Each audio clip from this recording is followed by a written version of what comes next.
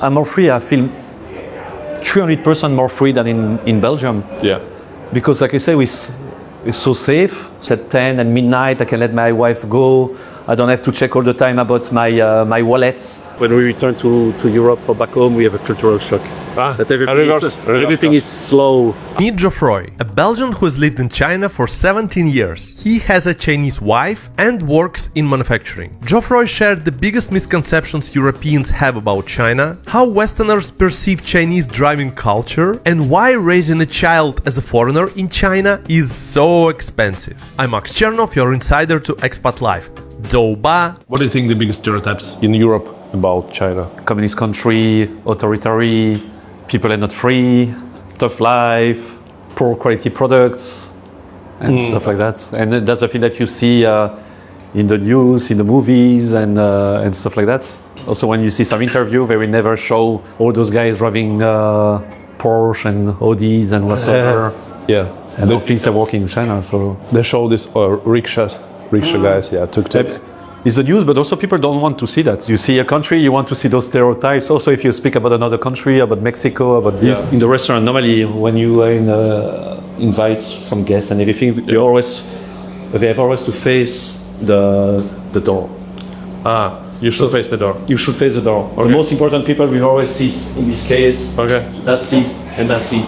Okay. And usually come from ancient things that before there was no safety, no security and everything. So you want to see if you have like an enemy, an opponent entering the door. You want to let the most important people to have the time to defend themselves. Oh wow. So you will never see them back to the door. Oh, okay. How you do it if it's like there are 6 people and like 6 friends? All 6 colleagues. Then you don't care. You don't care. I was not prepared about China. I didn't made any research. I never learned Chinese, and I just arrived there. So What was your first impressions? shocked, big cultural shock about everything. The number of people, China, the way that people are living, the mentality difference, the way that people are completely thinking in a different way. The weather. So I think the first 6 months were tough to adapt, and after 6 months you begin really to enjoy it. Then after 1 year I met my wife, Chinese. So this simplifies things also. If you're alone in China, it can be tough. If you have a Chinese wife, it simplifies things. So my wife is taking care of all those admin things and small things to do in life, and for me I'm more enjoying working and so on. Busha Bing, we are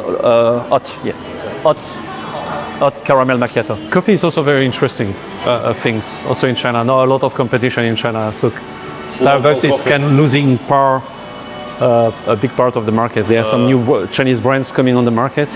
Or before there was, Costa Coffee, Pacific Coffee. But now they have Luckin Coffee for China. Oh, Luckin, I know Luckin. Yeah, Luckin, there are some other brands. I saw some nice article about those also. So let's see if it brings the price of Starbucks down or not. But you can during the weekend, it's crowded, Starbucks. But most of the people will not drink coffee.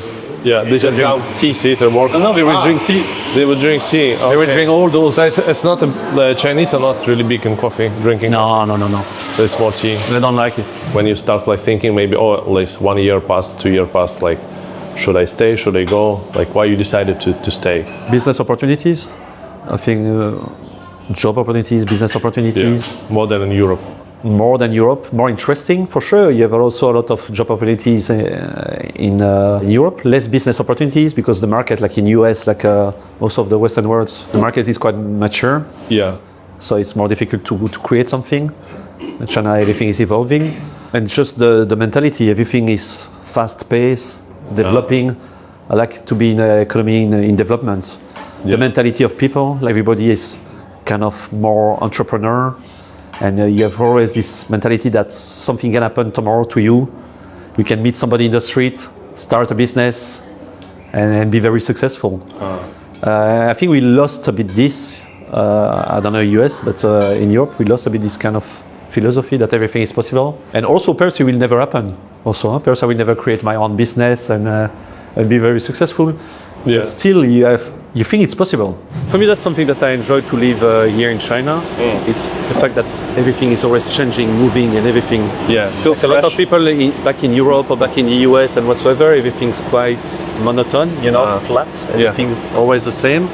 And that's one part why I'm very happy to be here. Yeah. The energy. Constantly The energy. It's definitely like energy and the speed. Everything goes fast. When we return to Europe or back home, we have a cultural shock. That everything is slow. Everything stops at 5 or 6 p.m. and then you cannot get any food. Besides that, I like the Chinese philosophy. Like we spoke a bit in the car, and they're very friendly, very open to speak to people. Security is amazing. safety. Yeah. Safety in China is amazing. I think for me it's the safest country in the world. Yeah. Safer than Europe. Sure, definitely. I can have a walk at night. We can go to drink tonight at 1 o'clock in the morning, 2 o'clock in the morning, be completely drunk. Yeah. Return to home by foot across the city. There is not one person who will annoy you or things like that. It's completely safe. It's one of the basic needs of life, to feel safe. Also, my wife, if she tell me, oh, I feel a bit not good tonight at 10 o'clock in the evening and she wants to have a walk, she will go. I will not be worried or whatsoever, or my sons or whatsoever. Everything is pretty safe. So, and never any trouble. Also, when you go out, you never get into fight or whatsoever. And so this is a big thing also. Another side of safety is like you being monitored, basically a lot of CCTVs and stuff. Do you feel like it kind of restrict your freedom in a way? I'm more free. I feel 300% more free than in Belgium. Yeah. Because like I say, it's so safe. So I can get out during the night at 10 and midnight. I can let my wife go. I don't have to check all the time about my wallets. We let our mobile phone on the restaurant tables and all this kind of thing. This is freedom. Yeah. In Europe, in US probably the same. You have to be careful. When I'm in the street, I see 4 guys at the end of the street. I will be suspicious. I will change the side of the street. I will check behind myself. So that's not freedom. There is no camera. So for me, I feel really safe. I can do whatever I want. I'm driving, working, and if you don't go against the law, and if you don't do any political things, if you're a normal person, you just go to work, normal life. I for sure don't go to strike against the government or do that stuff. And also we are foreigner. And like Connor said, we will stay foreigner. We are guests here, and there are a lot of things in life that remind you that we are guests. Yeah. And you have to be better than the Chinese in terms of respecting regulations and everything. So, but this is normal. I think it's in any country. If you're not in your own country, you respect more the rules. And I 100% agree with you. Like, not needed to worry about like your wife or your kids. Like, when we lived in Moscow. If she go out, let's say, by herself, like I'll be waiting for her, or I go and pick her up. So I wouldn't go to sleep if she's out. Here, it's like I don't care. You go out, you go out. I go sleep. It's a basic need of life. It's one of the basic things that we don't have anymore so much. In the Western world, and for me, this is a big thing. For me, what I like to be here, and for my kids also, less temptation. We speak about safety. Less temptation for drugs whatsoever, troubles in any side of trouble. They don't have this kind of bad temptation here. So many expensive cars I see here. In Guangzhou and here. Also the Chinese cars. Like also we are speaking about quality. Chinese cars are very good quality, but at the end they will be the same price as a European car and whatsoever. For Chinese cars, for me also, I bought my car like 1 year ago. I went to the auto show, and first I wanted for sure, definitely to buy my preference was going for a European car or an American car. So I checked them all around, but still the style and everything, all the Western cars looks very still kind of traditional. They don't evolve so much in terms of design, features and everything. And then you go to the Chinese cars, and my God, there is like the future. Full of tech, nice designs and everything. So finally I bought a Chinese car, electric car also. How people drive here is easy for you, like compared to Europe? It's easy because the regulations are the same, the signs and everything's completely the same. People drive also much slower than in Europe. This car give you a lot of assistance when you're driving? For example, this is how he's driving by himself. All right. Wow, that's pretty cool. Here we're not on highway, but also on highway is following the GPS, so I don't have to drive to return home. Yeah. Like he's doing everything by himself. But in the secondary road, small road, then you have to take back the wheel. So he's just not controlling the GPS, but just the road and everything. Otherwise, he's driving by himself, parking by himself. No, you're not accelerating. Not accelerating. Everything. Brake by himself. I don't Tesla. It kind of see if you are sleeping, for example. Yeah, same thing here. Same thing here also. We have the sensors and everything. If I don't put my hands on the wheel after a certain time, if I check it asking you to put. Yeah, he will ask me to put my hands on the wheel. And also, if I watch on the side or on the back, you will see that I'm not watching the road. Yeah. So he will tell me if I'm watching my phone or whatsoever. He see it. Nice. Are you afraid of doing it? Oh, no. No, I do it very often now. Oh yeah? Yeah, very often. Sometimes too much. Sometimes too much also. Because I'm not living here, so I'm living close to the city center. So I have still like 50 kilometers drive.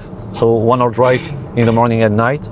So a lot of time, just activate it. What would be the price range for this type of car? This type of car, it's still quite expensive. It's from around 200,000 RMB. What's the experience like raising kids in China? The first thing I will say, it's expensive. It's expensive because of the international school?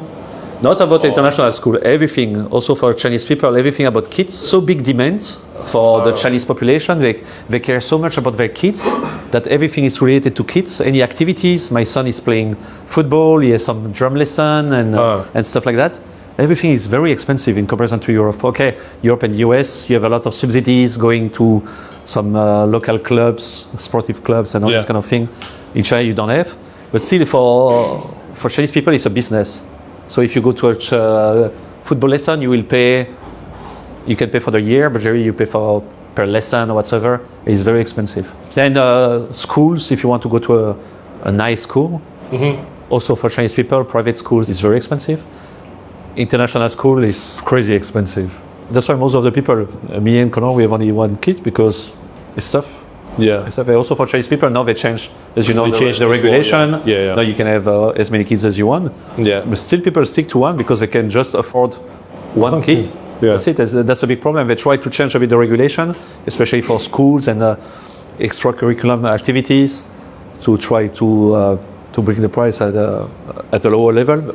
But they don't succeed because it's impregnated in the mentality of the people. So many people, not so many jobs available. So they want their kids to go to the best schools, have the best activities, and But for Chinese, it's cheaper. I mean, the school probably it's free. It's free. The tuition centers that work. So for me, I just choose a school for my son, and I was hesitating until the last minute.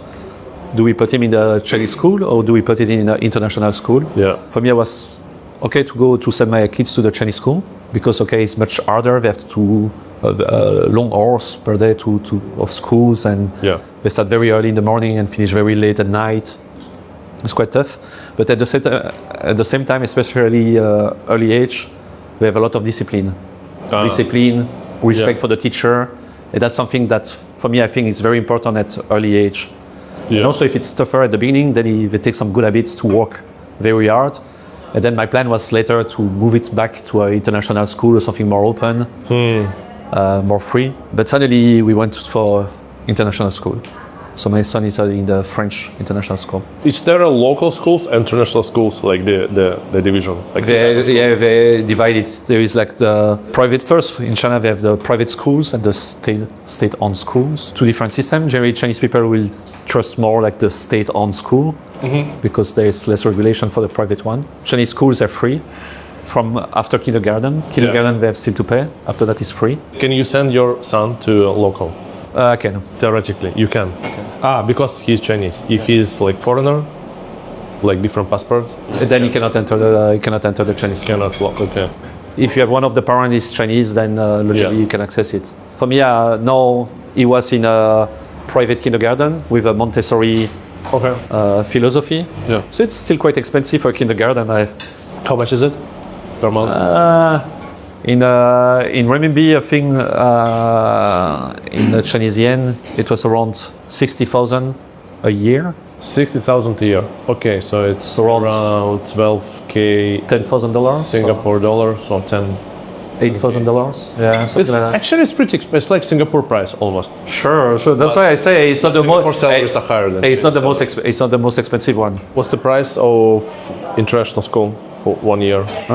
In Guangzhou, I think it depends also Shanghai, Beijing, Guangzhou. Guangzhou is quite expensive also. It's around 200,000 renminbi a year. So yeah, 30K. Now you know why it's my more son- expensive than Singapore. if I say that to my friends and family in Europe, Yeah. and now I put my kids in the French school, with one of the cheapest school. Yeah. It's my own language, so that's the main reason why I put him there. But it's also one of the cheapest, so it's half that price for the first years. But still, like in euro, it's like I pay 1,000 to 1,500 euro Yeah. a month to send my kids to primary school, where they just learn basically French, play around, do some drawings, and everything. That's it, yeah. It's crazy. What are you not supposed to do as a foreigner in China? Break the rules. Yeah, don't try to promote stuff, politics stuff, and stuff like that. Also, don't try This, to.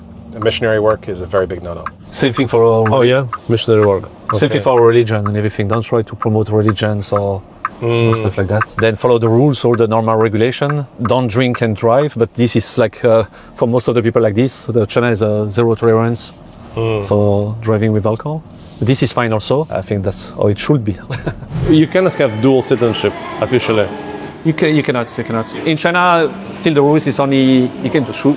Only one is allowed until 18. It goes very high. After 18, if they know that you have both nationality, they will ask you to give up one. Yeah. But there is a problem. For example, in the case of Belgium, my son cannot choose to be Belgian or not Belgian.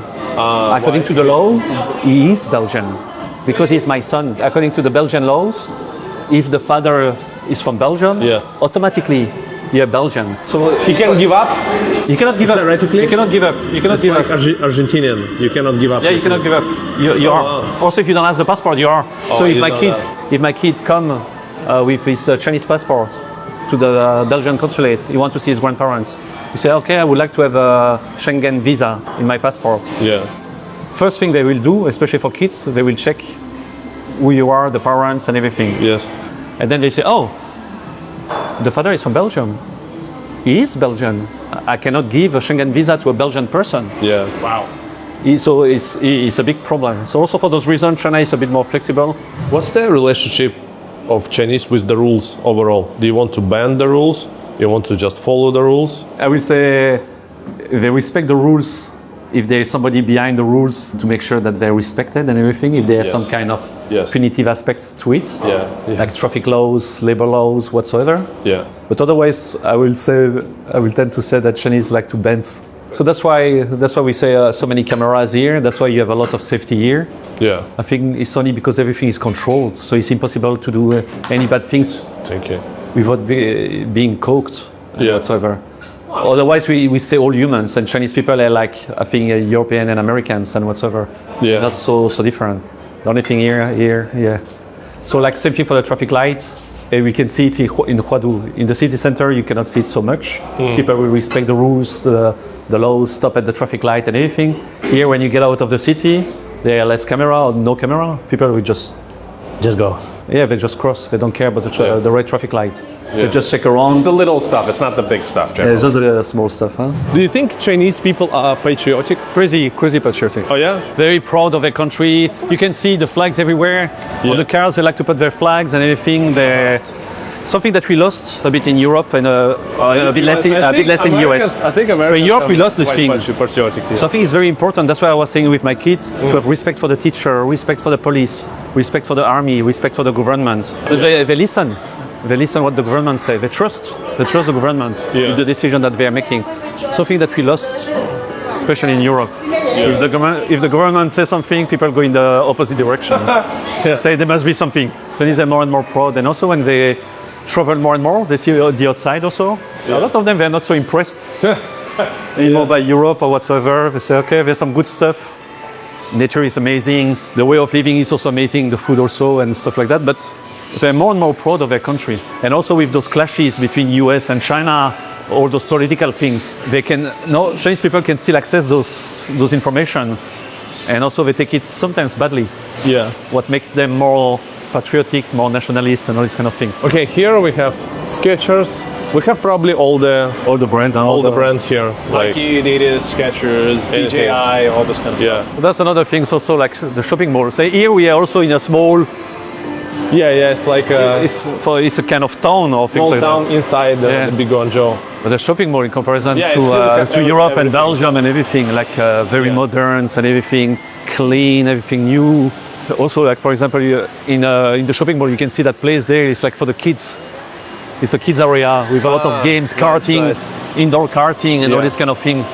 You should have a look. It's a crazy. Also for your video, you can have a look. It's like a theme park inside the shopping mall. I feel most of the Chinese are very, let's say, very admirative for the US. They still take them like an example to follow because they have a strong economy, a strong country. So okay, there are some people who will pay attention to those kind of small fights between China and the US, but mainly the majority of the people, and that's the difference perhaps also with Western people.